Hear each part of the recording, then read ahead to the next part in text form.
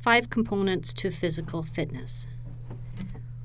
When we deal with physical wellness, aspect of it is actually physical fitness. But when we think about physical wellness, we also need to understand that it's not just exercise, it's diet, it's water intake, it's sleep, how much sleep you're getting. But right now we're going to talk about physical fitness. And fitness has 5 huge components to it, as you can see on the screen. The first one being cardiorespiratory, and that's really how efficient your heart and lungs work together. And when we watch athletics and we see people who can run long and fast and all that kind of stuff, their cardiorespiratory fitness level is very high. They are able to take in oxygen and get that oxygenated blood pumping through to their working muscles very efficiently. And people who are not so physically fit really have a hard time with this. The body basically wants to say to them, "What are you doing? Stop, this hurts." So cardiorespiratory fitness really needs work in the short term and long term if we think about, how we want to maintain that fitness component as we age. The next one is muscular strength, and this one really takes a look at how much force you can exert in a single repetition or a single event. We think about how strong somebody is, how they can lift so much weight. If we think about this in the fitness industry where we take a look at people who are into serious powerlifting, how much can they bench press, that kind of thing. And again, some people have more muscular strength than others, and generally men have more muscular strength than women, and it's just based on how the body adapts to the work that's done. But this does not say that women cannot develop muscular strength.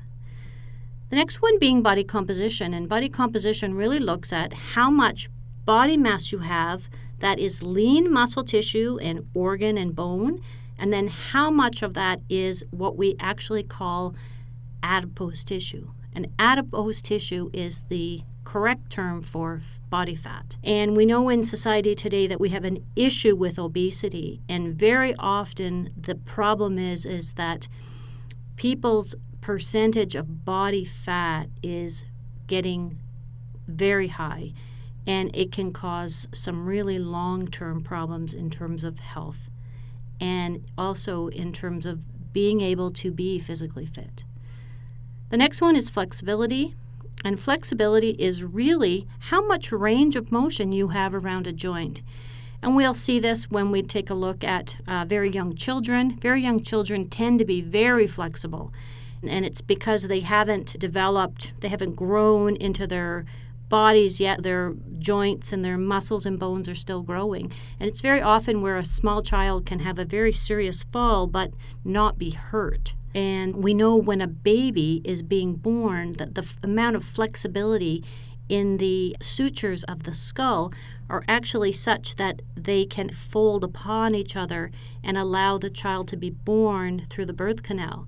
And then as you get older, that flexibility in that area is completely lost because we don't want to have that flexibility around our brain. If you're holding a very small baby, you have to very much protect the back of the head because those bones haven't grown yet to protect that part of the brain.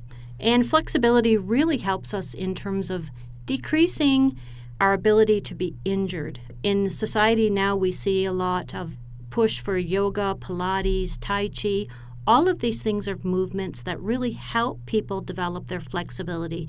And I have to say that probably one of the most important components here to help us age more gracefully is flexibility. And it makes us able to carry out tasks that are a lot easier if we have the flexibility.